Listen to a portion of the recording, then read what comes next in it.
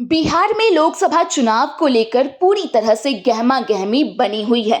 ऐसे में बिहार के शिवहर लोकसभा क्षेत्र की चर्चा बड़े ही जोरों पर है।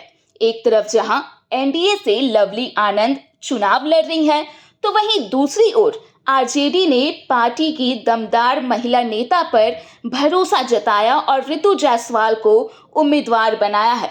बात करें रितु जायसवाल की, तो टिकट मिलने के बाद वे काफी ज्यादा एक्टिव हो गई हैं। ताबड़तोड़ जनसंपर्क अभियान चला रही हैं और इसके साथ ही विरोधियों पर निशाना साधने से भी नहीं चूक रही हैं। रितु जायसवाल चुनाव जीतने की पूरी आजमाइश कर रही हैं, तो ऐसे में वह भगवान का आशीर्वाद लेने से पीछे कैसे रहती। दरअसल आज ही चैती छठ पूजा का समापन हुआ।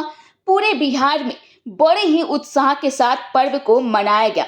इसी क्रम में रितु जायसवाल पहुंची शिवहर लोकसभा अंतर्गत घोड़ा हसन प्रखंड में, जहां वे अरुणा गंगा नदी के तट पर सूर्य उपासना और लोक आस्था के महापर्व चैती छठ पूजा में शामिल हुई और सूर्यदेव का आशीर्वाद भी लिया।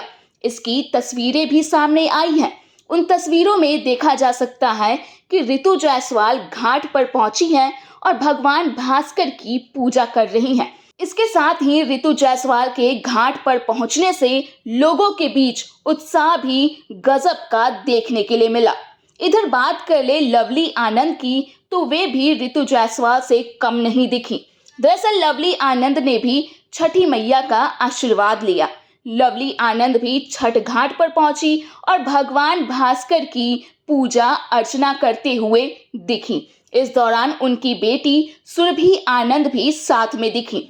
लवली आनंद की भी तस्वीरें सामने आई है, जिसमें उन्हें भगवान भास्कर की आराधना करते हुए देखा जा सकता है। इस दौरान माहौल भी खुशनुमा दिखा। कहा जाता है कि किसी भी जीत को पाने के लिए भगवान का आशीर्वाद साथ होना बेहद ही जरूरी होता है। तो बस रितु जायसवाल और लवली आनंद ने भी भगवान का आशीर्वाद लिया और अपनी जीत सुनिश्चित करने के लिए एड़ी चोटी का जोर लगाने में जुट गई हैं।